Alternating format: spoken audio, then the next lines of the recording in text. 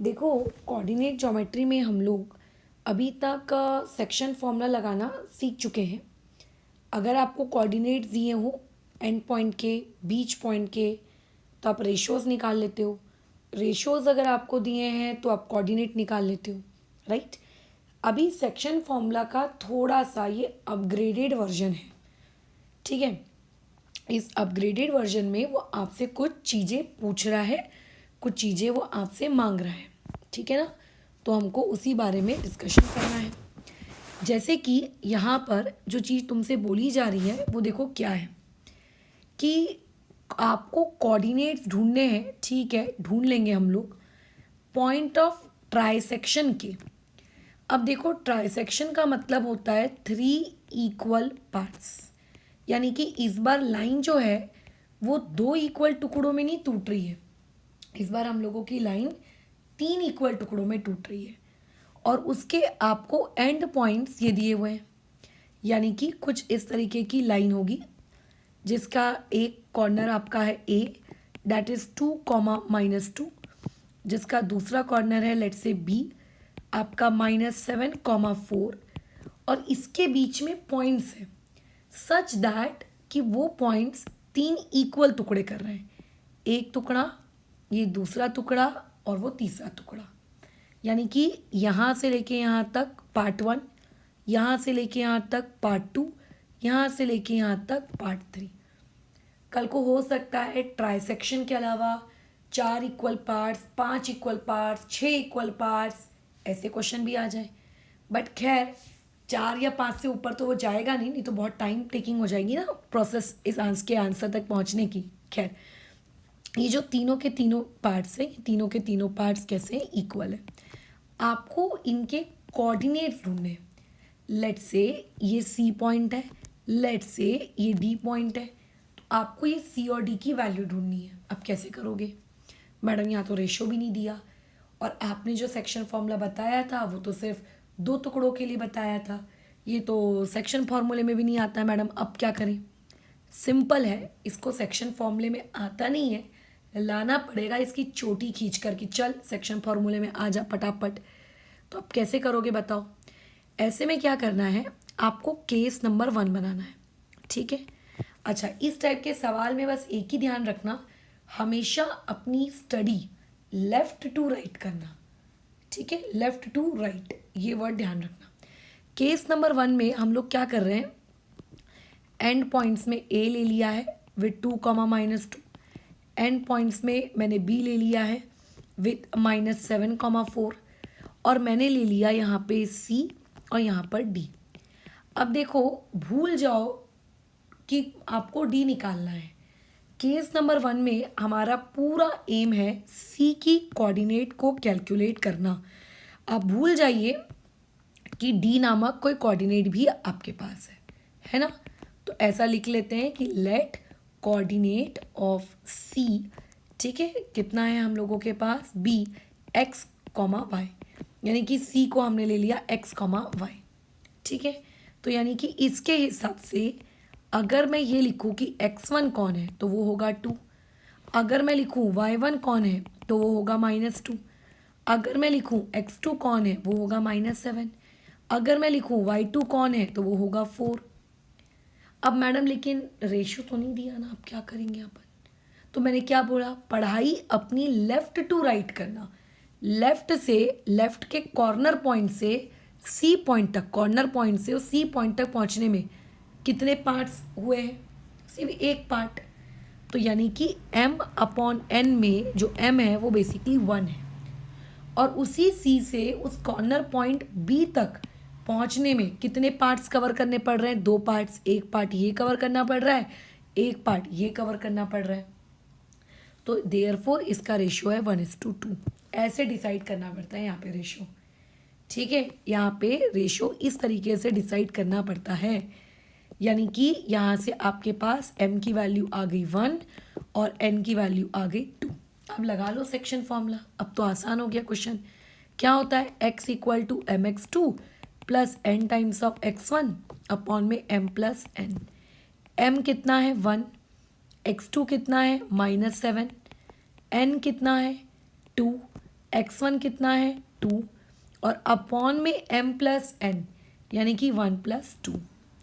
तो यहाँ से ये चीज़ कितनी हो जाएगी -7 प्लस 4 अपॉन 3 -7। अच्छा एक मिनट, पेज मुझे ऐड करने दो, ठीक है। -7 plus 4 will be -3/3। So x की वैल्यू यहाँ से आ गई -1। अरे वाह, बढ़िया, बहुत ही बढ़िया। सिमिलरली सेक्शन फॉर्मूला y पे भी लगाना पड़ेगा। क्या होता है section formula? my2 plus n times of y1 upon में m प्लस n, यही होता है। अब m की वैल्यू कितनी है 1, y2 जरा देखो ऊपर कितना है 4 है ना।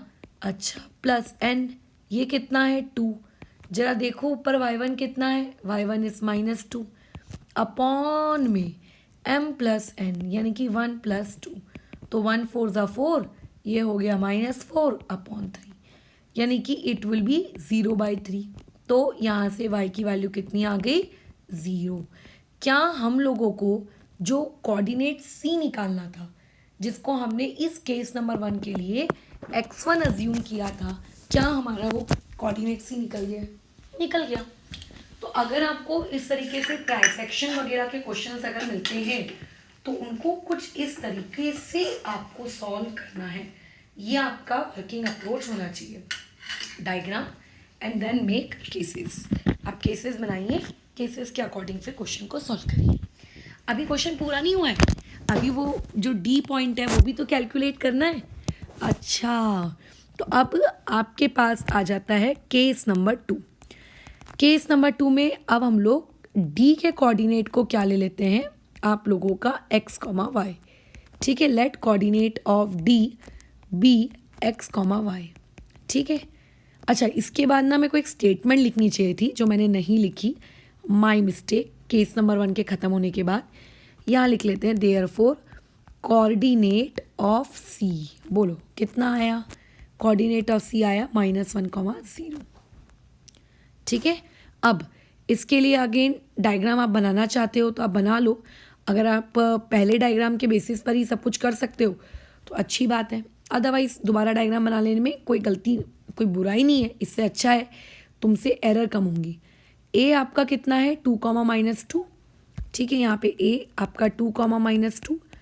बी कितना है, दैट इज -7, 4। यहाँ पर ये पॉइंट कितना है सी, जिसका हम ऑलरेडी निकाल चुके हैं। ये पॉइंट कितना है डी, जिसे मुझे अब निकालना है, जो कि x, y। अगर मैं यहाँ पे बातचीत करूँ x1 की तो वो हो जाती है 2। अगर मैं बातचीत करूँ y1 की तो वो हो जाती है -2। अगर मैं बातचीत करूँ कॉर्नर पॉइंट की x2 की, वो -7, y2 की 4।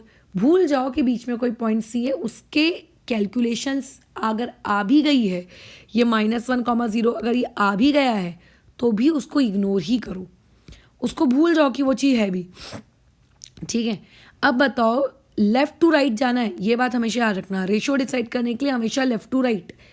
तो लेफ़्ट टू राइट जाते वक्त ए पॉइंट यानी कि कॉर्नर से डी पॉइंट कितने गैप्स के दूरी पर है? तो मैडम ये तो हो गया गैप नंबर 1, ये हो गया गैप नंबर 2, यानी कि 2 गैप्स की दूरी पर है। तो पॉइंट नंबर डी के लिए जो हम m/n का रेशियो लेते उसमें m क्या है 2, और इसी आपके डी पॉइंट से राइट साइड की दूरी कितनी है, सिर्फ एक गैप में हम कॉर्नर पहुंच गए। तो इसीलिए यहाँ पे रेशियो आएगा इस बार 1:2 के बजाय 2:1। तो यहाँ से मुझे m की वैल्यू पता चल गई, n की वैल्यू पता चल गई। खैर डन हो गया, ओके। अब यहाँ पे हम लोगों को क्या लगाना है, सेक्शन फॉर्मूला अप्लाई कर देना है, बस खत्म। यही करना है, बस आपको ये डिसाइड करते आना चाहिए कि किस पॉइंट के लिए रेशियो क्या लेना है। बाकी तो तुम सेक्शन फॉर्मूला लगाना बहुत अच्छे से जानते हो। क्या होता है section formula, x = mx2 plus n times of x1 upon में m प्लस n। अब m कितना है इस बार 2, x2 कितना है -7, n कितना है 1, x1 कितना है 2 अपॉन में m प्लस n, ये कितना है, दिस इज 3 है ना, 2 + 1 3। तो ये -14 प्लस 3 अपॉन में 3, राइट, सही कह रहे हैं। अच्छा, अब ये कितना हो जाएगा, -14 प्लस 3, ये हो जाएगा -11/3। तो यहाँ से x की वैल्यू मेरे पास आ गई है -11/3 ये मेरे पास हो गया डन। ठीक है, ये डन, राइट। सिमिलरली मुझे सेक्शन फॉर्मूला y के लिए भी लगाना है, तो my2 प्लस में क्या आ जाएगा ny1 अपॉन में कितना m+n। m कितना है 2, y2 कितना है बताओ 4, n टाइम्स यानी कि 1, y1 कितना है -2 अपॉन में m+n यानी कि 3। 2 4 8 और ये -2 अपॉन में 3, कैंसिल ऑफ वगैरह कर दो तो बेसिकली यहाँ से y की वैल्यू आ गई आपके पास कितनी 2। ये मेरे पास x की और y की वैल्यू आई, और इस केस में मेरे x और y क्या थे, इस केस में मेरे x और y थे कोऑर्डिनेट ऑफ d। तो यहाँ से मेरे पास कोऑर्डिनेट ऑफ d कितना आ गया है -11/3, 2। तो जो मुझे c पूछा था मैंने उसका कोऑर्डिनेट भी निकाल लिया, जो मुझको d पूछा था मैंने उसका कोऑर्डिनेट भी निकाल लिया, खत्म हो गया सवाल। अब ज़रूरी नहीं है देखो कि आपको हमेशा चीज़ें ट्राई सेक्शन की पूछी जाए।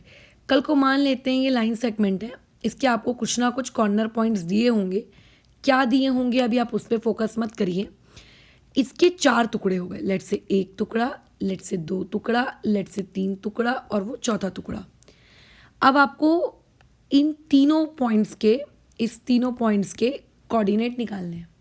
तो कैसे निकालेंगे यार, तो इसको निकालने के लिए आप क्या भेजा फ्राई करें, मतलब क्या इस्तेमाल करें, आपको हर कोऑर्डिनेट को एक एक केस बनाकर x, y, x, y, x, y लेना पड़ेगा। एक बार में सारे मत निकाल लेना, एक एक करके। अगर एक निकाल लो तो उसको अगली बार यूज़ मत करना, यूज़ हमेशा कॉर्नर पॉइंट्स को ही करना है। देखो थोड़ा सा पॉइंट्स याद रखो, यूज़ हमेशा किसे करोगे, कॉर्नर पॉइंट्स को। मतलब आपका जो गिवन है वो गिवन हमेशा कॉर्नर पॉइंट्स ही रखना, ठीक है। जो निकाल रहे हो, जैसे मान लेते तुमने ये कैलकुलेट कर लिया और फिर तुम्हारा दिमाग सोचे कि मैडम इसको कॉर्नर लेके कर लेते, कर सकते हो कोई दिक्कत नहीं, बट मैं सजेस्ट करूँगी मत करना। निकालते जाओ भूलते जाओ, ठीक है, पॉइंट्स को निकालते जाओ भूलते जाओ, सीधी बात, ठीक है। निकालते जा रहे हैं भूलते जा रहे हैं, ठीक है, ये वाला ध्यान रखना। पॉइंट नंबर 3 आप ये याद रखना कि आपको कोऑर्डिनेट, ठीक है, जो कोऑर्डिनेट है जो आप निकाल रहे हो, आपको हर पॉइंट को, हर पॉइंट का जो रेशो है वो बेसिकली लेफ्ट टू राइट लेकर जाना है, ठीक है, खत्म। अब जैसे अगर मैं बोलूँगी इस पॉइंट नंबर ए के लिए तुम रेशो क्या लोगे, तो उस पॉइंट ए के लेफ्ट में देखो कॉर्नर तक पहुंचने के लिए कितने हर्डल्स है, सिर्फ एक ही हर्डल है मैडम। और पॉइंट ए से अब राइट साइड देखो कि इस कॉर्नर नंबर 2 तक पहुंचने के लिए बीच में कितने हर्डल्स हैं, hurdle 1, hurdle 2, hurdle 3। So ratio will be 1:3। Point number A के लिए जो रेशो आएगा वो कितना आएगा 1:3। अब अगर कोई ये पूछ ले कि इस पॉइंट नंबर बी के लिए बोलो रेशो क्या लेंगे, तो ये देखो कि उस पॉइंट नंबर बी से इस कॉर्नर नंबर 1 तक पहुंचने के लिए आपको कितने हर्डल्स क्रॉस करने पड़ रहे हैं।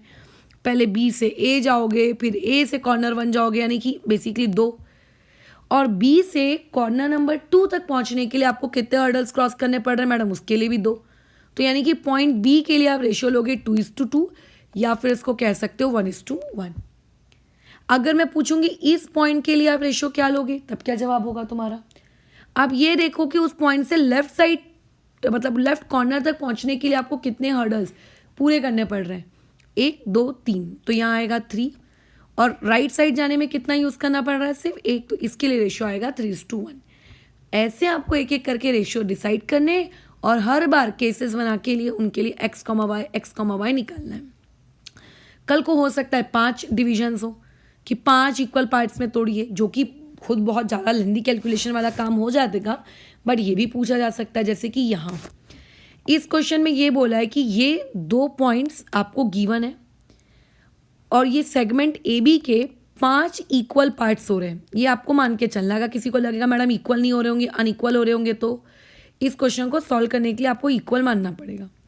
ये कॉर्नर पॉइंट ए आपको 20,10 दिया है। ये मैं सॉल्व नहीं कर रही हूँ, तुम लोगों को अभी इस वीडियो को देखने के बाद कॉपी चेकिंग में ये क्वेश्चन सॉल्व कर चेक करवाना है, ठीक है।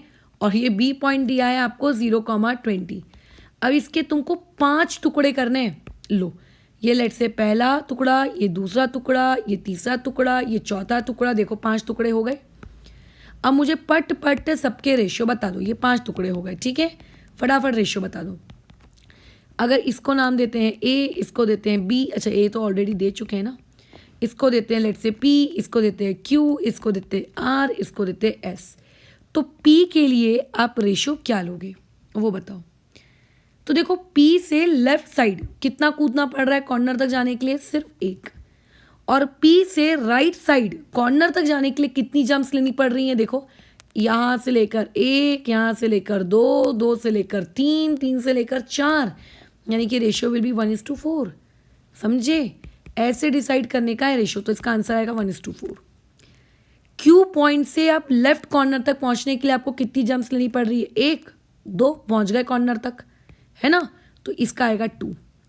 अब इस क्यू पॉइंट से राइट कॉर्नर तक पहुंचने में आपको कितनी जंप्स लेनी पड़ रही हैं, 3, सो इसका रेशियो बोलो कितना आएगा, 2:3।